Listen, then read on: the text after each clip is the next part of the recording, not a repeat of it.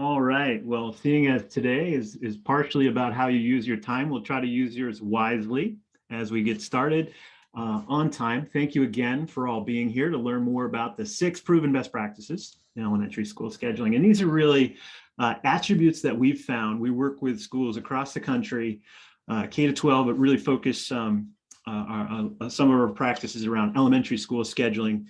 And think through the attributes we see time and time again that help schools and districts do better things for kids. And so that's what we'll walk through today, is some of the common attributes of schedules that seem to do some really good things for student outcomes when working in harmony together. So the two of us, Richard and myself, will be guiding you today.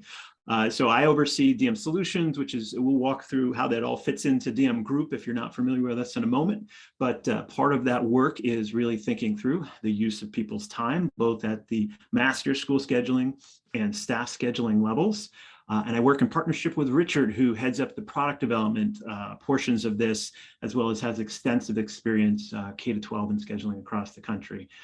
So we do have software and services and things around this, and that's where we're garnering a lot of this kind of feedback and these best practices we're sharing today.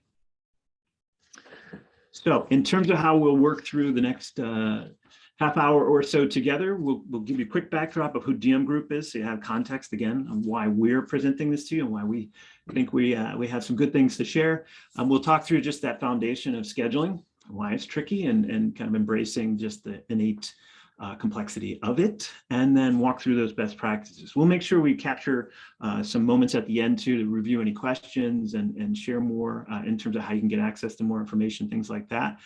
So throughout the conversation today, if you want to plug something into at the Zoom ribbon with all the features, you'll see the QA button. You can go ahead and pop your questions into there, and we'll do our best to respond along the way and as a group at the end. And if chat's more comfortable with you, feel free to do that too. We'll pick up on those questions and make sure we spend some time at the end answering them for you. So who is DMGroup? Why are we here talking to you? First and foremost, we've been around for a while. We've been around since 2004, and it's really all of our work has been focused on how do we bring what we think of as management best practices and techniques together with education best practices in teaching and learning, get those together, working together. And the reason why we find that so important is to really embrace the idea that to bring about lasting, impactful change, we have to think about how we use the resources we have, the time, the money, the people. They're not infinite. We don't often feel like we have enough, but use those things in the most effective ways to do the best things for kids. All of our work is founded on that, and it's based on trying to bring these principles together to help you do what you need to do in your schools and figure out creative ways to leverage those resources effectively. So we have had the good fortune, again, working across the country with really tens of thousands of educators, but the districts we work with, they are large, they are small, they are urban, they are suburban, they are rural. Doesn't matter. Do a bunch of different things for these folks, but we've had the opportunity to work in many cases around use of time and scheduling. And the common things we see is that there are shared threads of what people are wrestling with. Naturally, the resources they have or how they go about solving for them may vary, but regardless of your size, there's a lot of things that people have in common, and scheduling is right at the top of that list in terms of things they wrestle with. So in terms of how we provide for our customers, which again, we work with districts, we work with individual schools. It's really who needs the help. DM learning is one of the first areas we focus on, which is really learning opportunities for leaders, for educators to wrestle with big issues they've been thinking about. We have multiple ways in which we provide content and access to learning. We have a publication, the DMJ, which you see in this picture here, that's published twice a year, that shares stories from the field, from the work that districts and schools are doing. We also have training opportunities that we put out there. We also have a membership community for superintendents and other leaders to come together and workshop and convene multiple times a year on big issues, and a number of other things. We also got some other materials we'll share at the end in terms of website and publications or articles and things like that too. DM Solutions, which actually sits between DM Learning and another piece that we have, which is DM Consulting. And DM Consulting is often if you are wrestling with something or about to implement, but you don't have the time or the staff or the capacity to do that work in your district, we'll roll up our sleeves and partner with you to do that work. So we have that traditional consulting. And in the middle ground is that DM Solutions, where People are, understand what they're trying to achieve, but there's this kind of recurring theme of challenge that pops up every year. We put together the recipes for success, if you will, on various topics, and scheduling happens to be one of those. We'll dive into that today. Again, because we have been doing this work across the country, that's what's really been able to help us position some of these best practices for you today, and kind of informs our thinking, which is constantly developing and learning. But what we've been able to do for well over a decade, we were wrestling with the use of people's time and this wedge that was happening between what people had for goals for their students and what students were actually accomplishing. And the use of their time and the schedule was often a wedge that needed to be corrected to align those two things. So we've been working through schedules kind of manually and through procedures and things like that for well over a decade. We've come up with a methodology in terms of how to approach scheduling and do it in a consistently strong manner.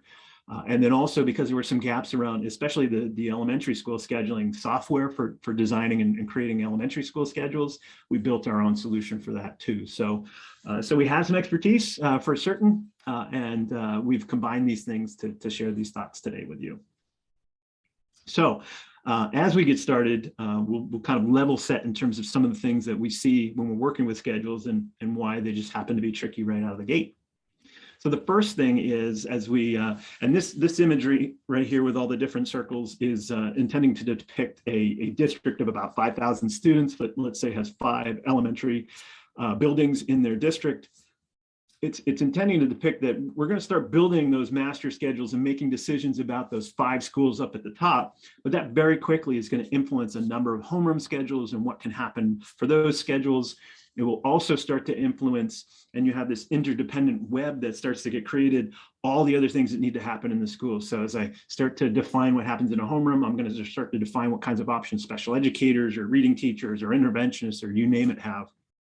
And so it is difficult to get all these things working well, especially when we're sharing resources or feel like we don't have enough staff.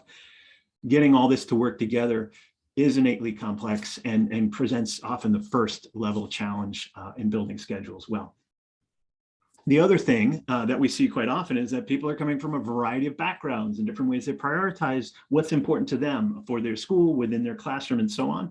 And so when they go ahead and communicate those things visually, you can see them expressing them in a number of different ways. And I often share, we often see differences across different schools in terms of how people represent schedules, but we often not only outside of those schools, inside the schools, across grades, and even across classrooms, see different ways that people are expressing how they're going to carry out the school day or use their time. That can be really challenging for leaders to understand if their expectations are being met and everything they expect for those students is happening as expected. So that very quickly brings the schedule into either a hindrance or a catalyst for achieving the goals you want. And so as we think about building a good schedule, we think of these table stakes that are listed here, just things that should be part of every schedule. Teachers need to get together and understand not only developing their skills as educators, but also talking about students and their needs and thinking about grouping and interventions and those sorts of things. And as we think about those kids that need something more, if it's extra help, where do we have that time in the school day to make sure that's happening and available to students? Or if it's kind of an additional challenge because they're at grade level and need to be pushed differently, is there an enrichment opportunity daily?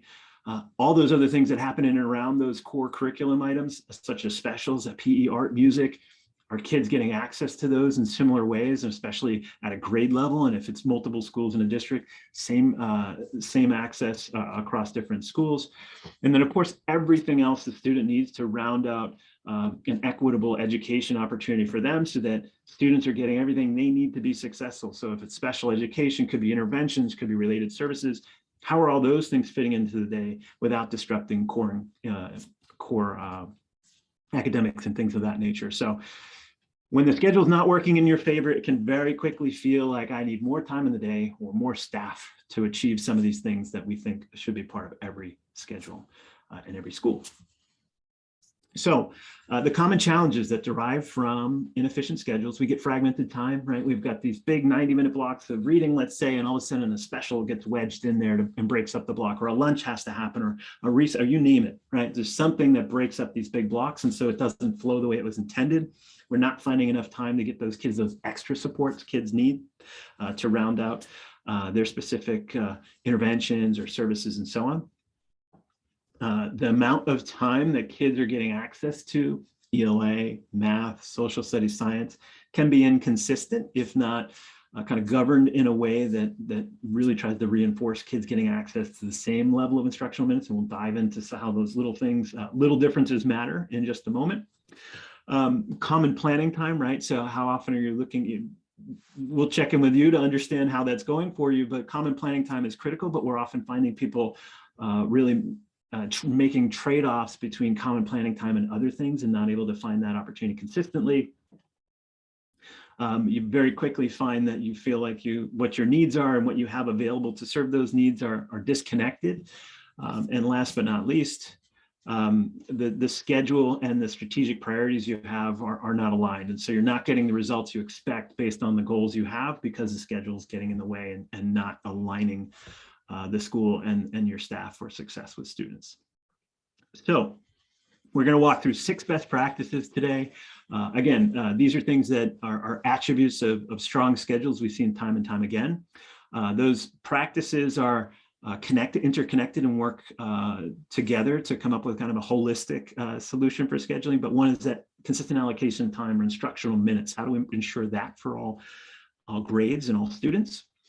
The second is about keeping that core time sacred. So ELA and math, how do we not disrupt that?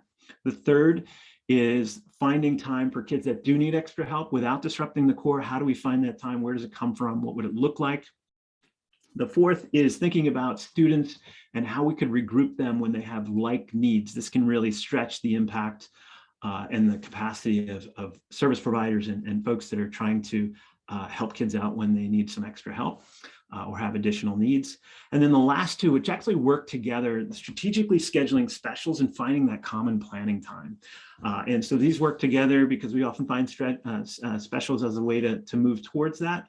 But being thoughtful about how we leverage the special staff we have to create those opportunities and make sure that you're able to get everything you need out of that common planning time opportunity. So with that, I am going to first ask you this poll question, which is, as you see, what level of detail do you currently specify in your master schedule? So the question here is, do you, I'll go ahead and launch it for you. Do you just define specials, lunch, and recess? Do you define specials, lunch, recess in the core? So maybe ELA and math, or do you make sure that every minute of the school day is effectively planned out as you build out your schedule? So go ahead and take a moment to respond to that. I'll track over here just to see where things are flowing. We've got a lot of folks in that specials, lunch, recess, and core. Some other folks doing every minute. Some folks doing specials, lunch, and recess. So, and all of it's kind of meeting you where you are. So it looks like half the folks are doing specials, lunch, recess, and core. Some folks are doing specials, lunch, recess, and other folks are defining every minute of the school day. So I'll take one moment here. I'll just share the results so you can see that. So you've got 9% in specials, lunch, and recess, 55 in all, and then every minute, 36%. Thank you guys for participating in that. We'll come back and check in on another poll in a moment, but appreciating you're all starting from maybe slightly different places. We think that what we'll share will cover each one of the scenarios you have and hopefully give you some takeaways. So Richard, over to you. Great, thank you, Craig. And just as an aside, we're located in Massachusetts, in Boston. Not that you could tell from my accent, but that's where our district management group is located. So yeah, so we're going to jump in and kind of unpack those 6 best practices that Craig just mentioned one by one. And starting with the first one, which is consistent allocation of time. And to start, I'm going to talk about a case study around some work we did in a district. The district initially called us because they saw a huge discrepancy between the ELA proficiency across their schools. So what you see here is a chart of ELA proficiency. Each bar is one of the schools in the district. And there was really a big gap between the results of the different schools. And so they were interested in finding out why that was. And so when we came into work in the district, the first thing we did was collecting everybody's schedules. We talked to principals, we talked to teachers, And then the thing that really came out of the analysis of the schedules is that discrepancy that we are finding across the schools, but also across different classrooms within the same schools, of the number of minutes allocated to ELA, math, science, social studies, writing, etc. Every subject had quite a wide gap in the number of minutes allocated by school. And not surprisingly, there was actually a correlation between the schools who were doing the fewer minutes in the subject, especially in ELA, and the results they were getting. So what we did is we assembled a team, a cross-section team at the district level to really start thinking about, well, what would be the correct number of minutes for our district, for our schools of ELA, of math, etc. And so we assembled this team, which included grade level teachers, special ed teachers, related services, and really spent some time debating and really thinking about how many minutes were in the school day and how we were going to divide these minutes. And so they arrived at a decision, which was for the earlier grades, K to 2, they would have 120 minutes of ELA, and that was further broken down into more precise blocks, but at least they wanted to have 120 minutes of ELA and 90 minutes at the upper grades as they started increasing science, social studies, which become tested in the higher grade. And so the results, we followed some groups of students after the change was implemented, and over the 3 years following this, their proficiency in ELA really increased. So there was really an improvement that was made by really leveling all the schools on the number of minutes and really making sure that all the schools had that minimum amount of minutes. So why is this important, and why maybe a difference of 80 to 90 minutes is important? So if you take 2 classrooms within the same school, for example, one doing 90 minutes of reading every day and one doing 80 minutes every day, across the year, that's actually 30 hours of ELA difference. And so if you think about doing 80 minutes a day, trying to catch up with 30 hours, that represents actually 22 fewer days for that classroom B. So just a little bit of difference on the day really adds up in the total year of instruction. So this is where we start talking about distributing scheduling decisions. So for those who said their schedule currently has lunch, recess, and specials, that means you're leaving a lot of decisions to the individual teachers. Even if you have guidelines on how many minutes, it's really difficult to really confirm that these minutes are being respected or followed.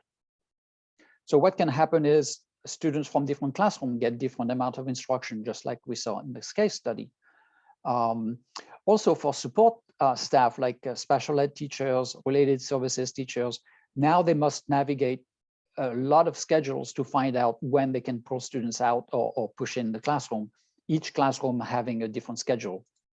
And as a result, that also means that there's fewer opportunities to regroup students across classroom, where you could have had a group of 4 or 5 students to provide those services across the classroom. Now every classroom has a different schedule, therefore you can only pull 1 or 2 students at a time.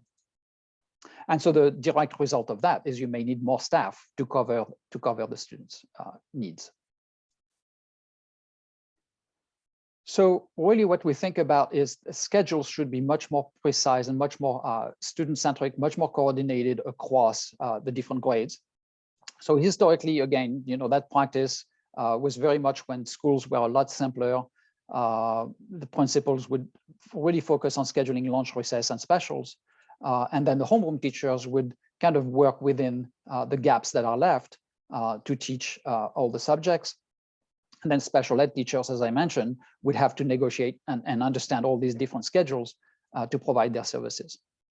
So an evolving practice we'll really see working well is scheduling is done as a team. The team decides, what's the right number of minutes based on best practices. Typically we like to see 90 minutes of reading, 60 minutes of math, that's a minimum.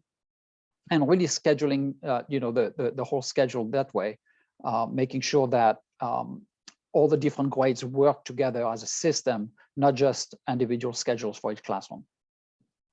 And then further, what we like to see also is really breaking down. So being very specific about how ELA or reading will be broken down and spelling out, how many minutes of phonics, word work, however your curriculum, breaks down these blocks. So this is just an example. This, based on your curriculum, you can actually create those blocks. Sometimes we see a reading workshop, writing workshop, or however that works for you. But really being very specific about the minutes of the components of reading, rather than just a big ELA block or reading block.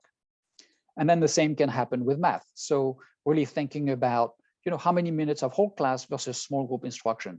And that becomes useful, again, when you have a math specialist or an interventionist that come during that small group instruction, can help in the classroom. Really having that time defined makes it much more precise and much more predictable. So what we're talking about here really as a process is really thinking about the different subjects and the different periods that will be at each grade level. Thinking about the minutes you're going to allocate to each of these subjects. And then also defining some service rules. So when is it okay to pull out? When is it okay to push in? And what is protected from services, to really make sure that everybody follows the same rules and instruction is uninterrupted for those core blocks. So this can look like something like this. So this is a screenshot that's taken from our software, but obviously you could do this in Excel. And so the idea is really, before you start scheduling the first block on your schedule, really think about how the school day is going to be divided. So spelling out all the different periods in the day, thinking about each grade level and how many minutes each grade level will receive. And really also thinking about, if you have half-day kindergarten, how is that day divided? If you have, delayed opening or early release, think about how that might change how the day is divided. You don't want to just cut the beginning of the day or the end of the day, because if a student is having reading at the end of the day, every time there's a, early release, they're losing precious reading minutes. So really think about those alternate schedules that may happen once in a while, like a snow delay, etc., so that everybody knows the expectation. So then really define the minutes for each grade level, and then obviously make sure that you keep an eye on the total, so you don't go over the school day, but also you define every minute in the school day, and that's really what we recommend doing. So continuing with best practice 2, uninterrupted time for reading and math. So what we mean by uninterrupted is, we want to avoid having that reading or that literacy block, again, interrupted by a special or lunch or recess. And this again, if the schedule is done from a centralized point, you'll make sure that you schedule these blocks uninterrupted. If you just focus on when specials and recess and lunch occurs, inevitably this fragmentation will happen. So we really want to reduce the fragmentation and really to protect that literacy and math time, so that teachers really have the entire time period to really focus on the subject. And that leads us into having a daily intervention and enrichment period. So we have another poll around intervention and enrichment. We're curious to find out from you whether you do have a formal daily intervention enrichment period in your schedule. So Craig, if you don't mind launching that second poll, and we'll give you a minute to answer that question. So what we're finding else is, no, I don't have that period yet in my schedule. Yes, we have somewhat, but not every day. Or yes, it happens every day, and it's in addition to the core reading block or the core math block.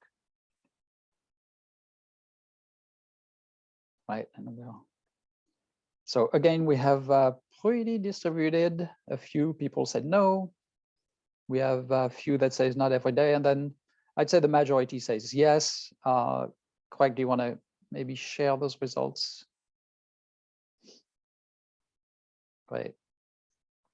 So it's a little bit distributed, which is great, but most of you have an intervention period, which is absolutely great. So once you have that period, though, what happens during that period is really important. But the first step is making the time to have that in your schedule. So, going back to trying to have these uninterrupted reading and math block, this is great. We're happy with that. But what may happen for some students is they have other services taking place. Maybe they have special ed reading, maybe they have speech therapy, OT, PT, etc.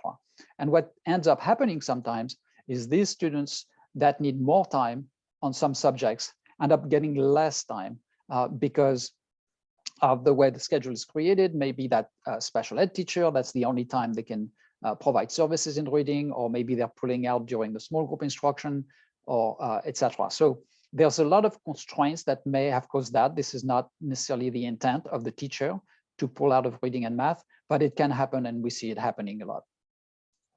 So what we want to do instead is to really provide at least 30 minutes a day, and some schools and districts provide even more, where we have additional reading or math for interventions. This may be a time where other students are receiving enrichment, and this may be a time where some students are receiving their speech and language, OT, PT, etc. But every day there's 30 minutes that are there to provide that extra support.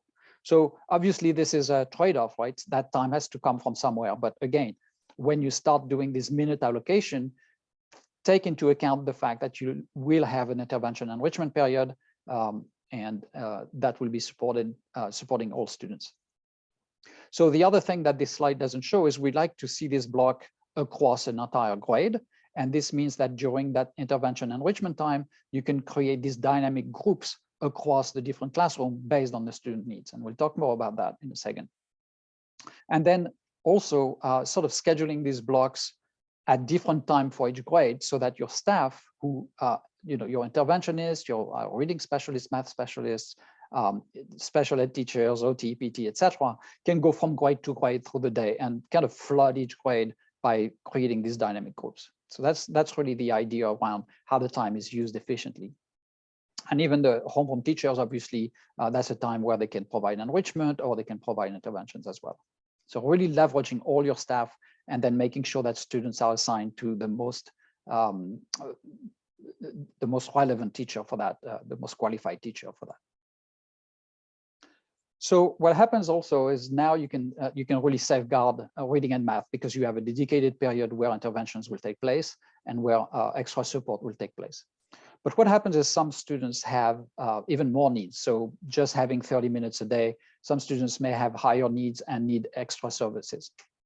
So what happens there, if you really want to protect reading and math, which we definitely recommend, is starting to really think about other periods that you're going to prioritize. So once the intervention enrichment block is already scheduled for a student, what's the next level of support? Where can you pull out students or push in?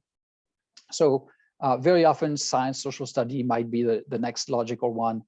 Some schools and districts don't mind pulling out of specials, or maybe some specials are okay. But essentially, we want to make sure that we've exhausted every possible pull-out opportunity before we consider pulling out of reading and math, so really protecting that. So these are just suggestions. Again, this, you may be in a school or in a district that says specials are, off limits as well. We don't want pull out during that. And it also depends on how many services some of your students. If you have a lot of high need students, you're really going to want to think about what's your next priority when intervention enrichment is already taken for the student. So now we're going to move on to regrouping, which we started alluding to. And before we do that, we just want to recap a little bit. So really the theme, if you haven't picked up on it yet, is having a grade level schedule. And that creates a lot of these opportunities. So in priority 1 and 2, we talked about how you can create greater consistency on the schedules, regardless of the classroom, for those support services to happen. And then with the daily intervention enrichment block, really having greater insights for support providers to know when services can be provided, and really to have that dedicated time where services can happen.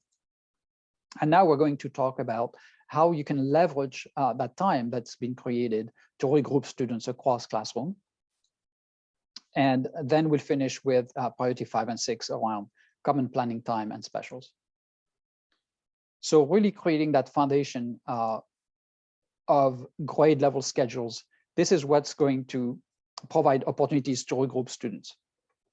So, assuming that 2 kindergarten classrooms have the exact same schedule, you can have different students that have, for example, a need in comprehension. Now you can group these students because you know that they are going to have their intervention at the same time. And then, of course, we have that specials block where the common planning time will take place. So same thing with specials. So not only during the intervention time, but if you create a schedule that's very well defined, where every block of ELA and every block of math is actually broken down into smaller pieces, it starts highlighting when whole class instruction is taking place and when small group instruction is taking place. So you will have more regrouping opportunities with a grade level schedule, again, not just during that intervention block, but also during small group instruction in reading and math, where you can deploy your interventionist or your reading specialist, your math specialist, etc. So again, having that spelled out in the schedule and probably trying to even stagger these blocks through the grades so that as a reading specialist, I can go during small group instruction, I can go during intervention, and then for another grade, I'll have a different time where those small group instruction take place, really maximizing my time through the day to always have a classroom that I can go in and help. So just another example, we have our second grade, we have 5 students needing decoding. So now I can, during the intervention block, I can have an interventionist or content strong teacher group these students together. And that can go for a period, 6 to 8 weeks. Then I will review data and see if I need to move the students into other groups based on the progress they're making. But essentially, again, during that common planning time, which we are going to talk about in a minute, is where this assessment can take place and really starting to think about these dynamic groups and who will cover the different groups. So I'm going over 5 and 6 together because they're really related. The opportunity to create daily common planning time really often comes from the specials, since teachers are free when their students, homeroom teachers are free during the time their students go to specials. So we really want to maximize the time and also to make sure we have grade level specials blocks. So again, with continuing with the spirit of a grade level schedule, we want to have daily grade level specials and having consistent time allocation and duration for those specials, meaning that each special would happen during that same period for the same duration, creating this block of time that frees up the homeroom teachers. And then also ensuring, which specials are going to offer to be offered at each group, making sure it's consistent for all the students of a given grade, maybe even across the district. So I have the same opportunities to participate in specials regardless of which school or which classroom I'm in, and really prioritizing the offerings based on what the district wants to focus on. And then really strategically placing those blocks to maximize staff time, and sometimes even leveraging shared staff. And I know scheduling shared staff can be very challenging. And there are definitely some practices that we can share around how to maximize the time of staff, and also leveraging some regrouping strategies. So, again, if you have, let's say 4 sections per grade, but one grade has 5 sections, during that time period where the 5 sections is going to specials, you may need an extra special teacher, or you may need to have a section having specials at a different time. So one practice that works well when you can do it is actually during specials, regrouping that one classroom and dividing the students of that 5th classroom into the 4 other classrooms, so that artificially you're creating 4 classrooms for specials. So you're not changing class size for the rest of the instruction, but during specials, it might be okay to increase the class size a little bit to gain that ability to not need to add a teacher, or to be able to achieve that common planning time. So here is an example of how we start a schedule. Here you have the grades going at the top. You have 4 classrooms per grade. And so we start by placing the specials as a block. We don't even think about art, music, PE yet. At this point, we're just saying, this is when specials will occur, and this is also when common planning time will occur, and this will repeat every day. So this is our special schedule Specials are scheduled, as I mentioned, at the same time for the entire grade for the same duration. We also like to schedule specials kind of sequentially by grade so that the setup changes from one grade to another is minimal. As opposed to going from grade 5 to kindergarten, there might be a lot of PE, physical education things that change, or art, etc. So that is sometimes the technique we use. Obviously, as you schedule your specials, you need to make sure that your specials teachers have time for their personal lunch and planning prep. And then during that time, each classroom will go to a different specials so that you maximize your staff. So that's often how we start creating a schedule.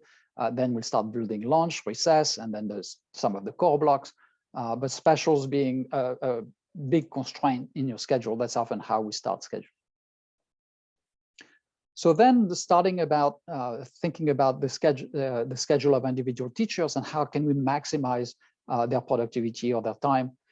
For example, again, if you had mostly 4 sections per grade school, but some grades have 3 sections, some teachers may end up with a free period. So maybe you don't need a kindergarten period on that day because of how that schedule rotates.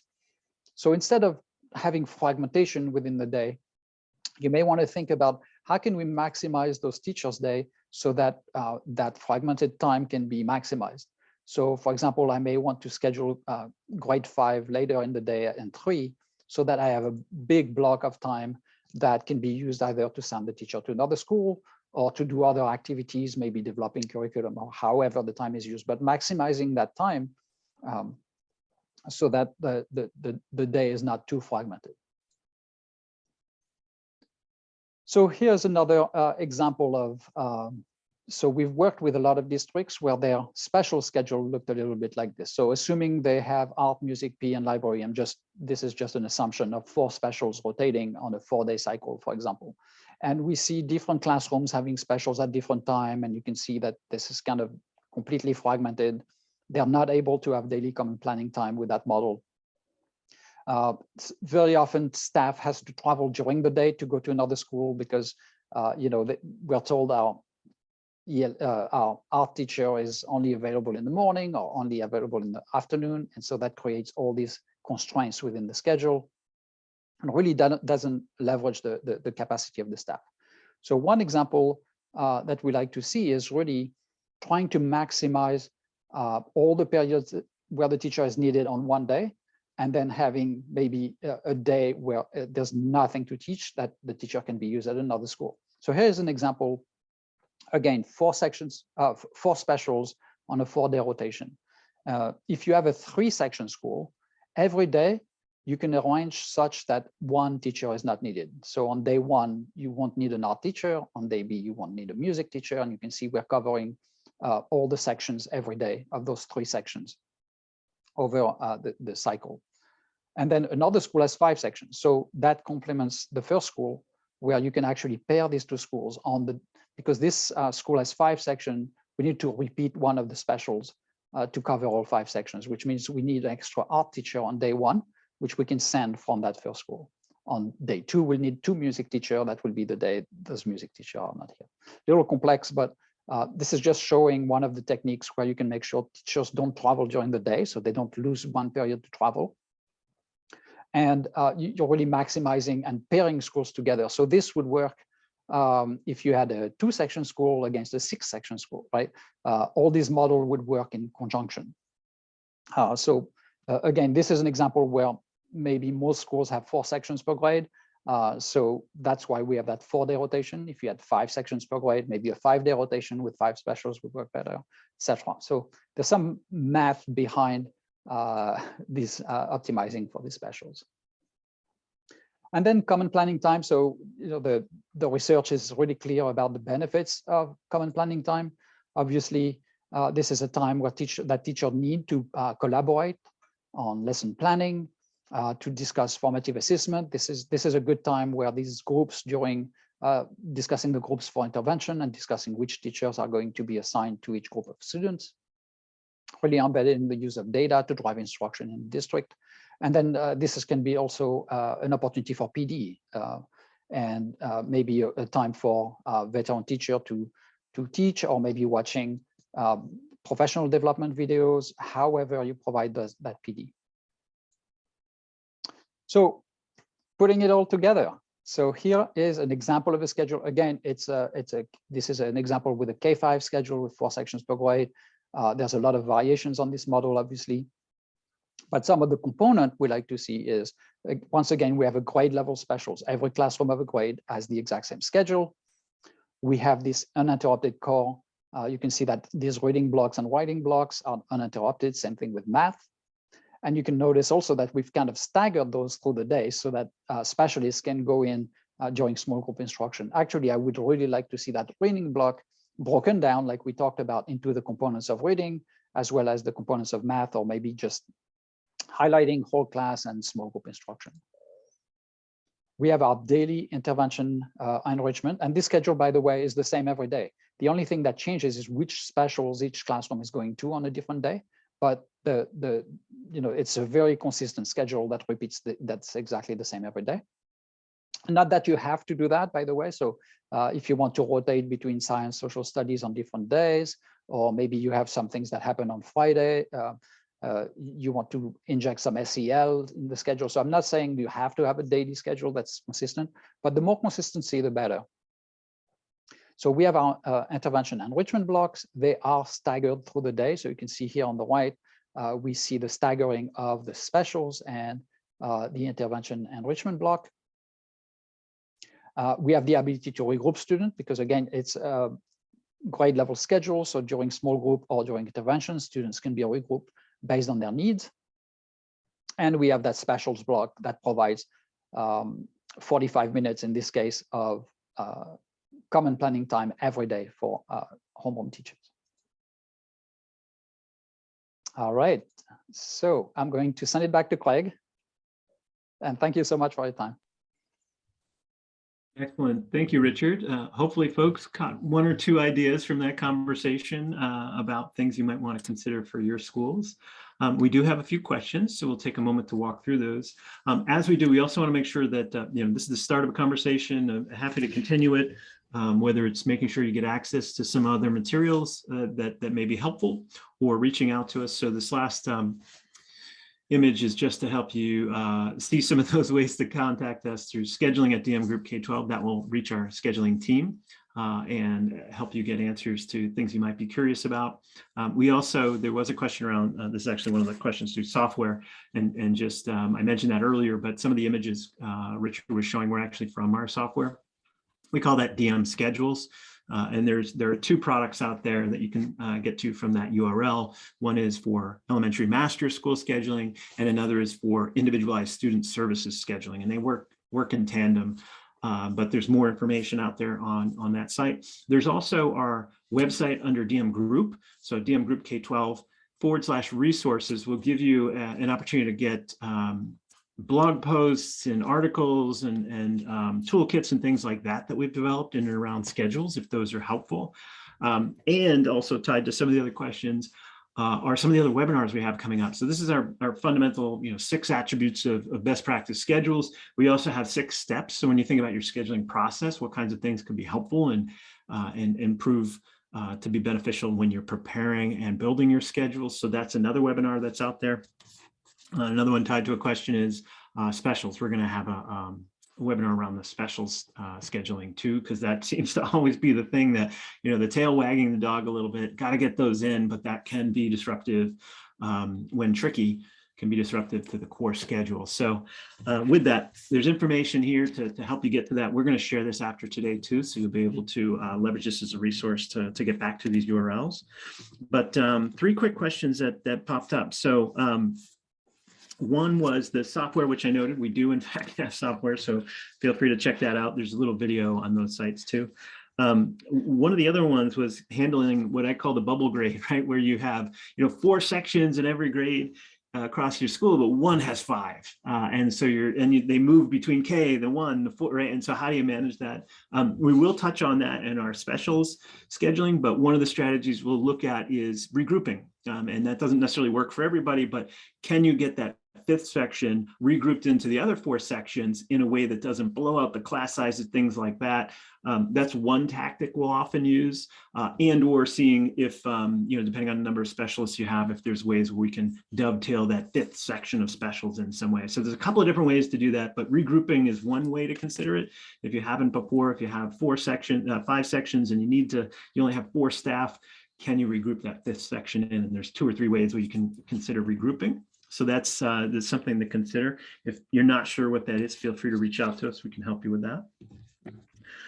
The other is intervention enrichment. Seems like everybody's making, or a lot of folks are making time for that, but it's always then the question of, as Richard was saying, like, what do you do with that time? And who's involved? That tends to be that next level challenge. So as you get into the intervention enrichment time or win time, or however you refer to it, how do you get the most out of that time? And so we're often thinking that as a team sport of sorts, where everybody's all hands on deck. Everybody's going to jump in and grab groups based on their skill set, their strengths, and so making sure that you can align the strengths of your educators with the needs of the students. But really look at that as kind of a whole grade if it's grade level, but really trying to get everybody involved in that process, and thinking through cyclically, how often you reassess student needs and changing groups and things of that nature. But we do look at that as an all hands on deck. And there are variations. So some folks will do a singular kind of win block or intervention block, or others will do multiple. So it really, there's no wrong way to do it. If you're finding extra time for kiddos that need it, that's the win. And then, how you go ahead and apply that based on the needs of your students. There's a variety of ways that can be done. We often recommend that it's, as Richard was talking about, a minimum of 30 minutes. We often think about reading, and if a student received help 30 minutes a day, 5 times a week, wow, what could that do for them, right? So we usually use 30 minutes as that minimum win block, and even just, the logistics of getting kids the support they need. Getting small, and that can get tricky, or might feel like you don't have enough time. So plenty of ways to approach that, but we do try to get everybody engaged in that, and everybody thinking about how they support groups. Couple of notes coming in here too. I see Richard, you're responding. So one of the questions in the chat was, who determines best practice instructional minutes for math reading? Data that supports 120 for LA and 60 for math. Yeah, there's the What Works Clearinghouse and a number of other research-based foundations that have talked about really establishing the conditions for quality instruction, and kind of minimum sets of minutes that people use. So 90 minutes is often the minimum bar, depending on what you put in your ELA block. That's for the early literacy types of programs. That doesn't necessarily include writing blocks and things like that. That might be in excess of 90 minutes. So there is some research out there. We probably have a few sources we can share for you for that, but that just helps kind of guide you through that. But a lot of it is based on the minimum minutes of instruction, and how you're going to use that time. So there are some research-based ideas out there. And then also, yeah, so the instruction in terms of kids that might be further off grade level and based on their needs and how much time and pulling from core. One of the things we look at is trying to keep, depending, lots of different circumstances, but depending on your circumstances, thinking about how we keep kids in that core curriculum, in that tier 1, so they hear it and it's reinforced, but considering points in that core curriculum where push-in supports might be appropriate, right? And as Richard was talking, being actually in some cases being more deliberate about how you label those parts of the core block so that people know to push in and start providing supports during core parts of that ELA block or even math blocks. We often look at some aspects of a reading block. If it's independent reading, kids that are really struggling are probably not going to get a lot out of that independent reading. Some teachers have called it the fake reading, where they've got the book up and they're just kind of scanning and flipping through, but getting somebody in there to help them out, they're going to get a lot more out of that. So thinking about ways that core block could be used productively for those points in the curriculum where that small group kind of interaction could be helpful or help the child get more out of that tier 1 instruction. So lots of different circumstances. I'm not assuming that I've articulated precisely yours, but many different ways to approach that based on the needs of your students. Excellent. And then let's see here. Richard, do you see any that we have not covered? I just don't. Yes, there was earlier a QA about those teachers who have been used to creating their own schedule for years, and how do you transition to having, you know, more of a top-down schedule? So this is a common issue, and I think one way we are trying to solve it when we work with such schools or districts is really bringing everyone to the table in understanding the sort of the trade-offs we make when we schedule. So we've had actually principals who use the software and project it on in the room to their steering committee or their leadership team, and they build the schedule together. And teachers, you know, maybe they have representatives from their different teacher groups, realize all these pieces, you know, going back to some of the earlier slides where we showed how much of a system it is for all these schedules to work together. And it's not just a homeroom teacher schedule. Having teachers understand that and realizing why we're doing it, and being, you know, participating in the group that schedules really helps with buy-in. And the other thing I'll say is, you know, we have a lot of teachers who say, oh, I absolutely want to teach ELA in the morning. Well, not everybody can teach ELA in the morning, because otherwise suddenly there's a half of the day or a quarter of the day where no students can be pulled out. So that's why we like to stagger them. So one solution we have for that is maybe you rotate on a semester basis, on a trimester basis, or, you know, even on a week to week, or however you rotate, so that it's a little equal, you know, but at some point there's going to be a teacher who teaches ELA in the afternoon. And actually we find that it's more of a teacher preference rather than a student preference. Some students do great with ELA in the afternoon, some students do better in the morning. It's really, you know, an individual sort of preference rather than really a standard or a best practice around that. And that's touching on one of those other elements in the process steps where, you know, making it a team sport and getting that shared understanding of why decision. Nobody, as a principal or the person that's responsible for scheduling, you're the one that sees the interaction and the impact of all the decisions across the school. A lot of grade level folks may not see that in the same light. So to the degree that there's a shared understanding and they can be your voice at the grade levels to say, well, the reason why we can't do this is this. I mean, it just goes so far. And as Richard was saying, you can schedule anything, just not everything. So when people understand why those trade-offs are being made, they tend to, they're not always happy, but they can at least understand that and appreciate what's trying to be accomplished for the school. And you'll make Excellent. a lot of friends in the special ed and related services department. That's right. That's right. Excellent. Again, as we're looking through, I think we've got all the questions covered, but there's more information here out on our site and ways for you to dig in there. We'll reach out after today to share the recording of today's webinar, so you have that as a reference. And we invite you to join the other webinars, which you can get to from the URL here, the DMGroup webinars, and reach out to us if there's something that we can be helpful with and can provide information for. We'd love to, but don't hesitate to reach out if that's making sense for you. Yes, the recording will be sent in 24 hours. Yeah, thank you for that nuance. If there are no other questions, we'll be sensitive to your time. Thank you again for all being here. We know your time is invaluable, so we appreciate you spending it with us. And we are hopeful that we'll continue this conversation in subsequent webinars, as well as your outreach in the days to come. So thank you all very much for being here, and happy scheduling.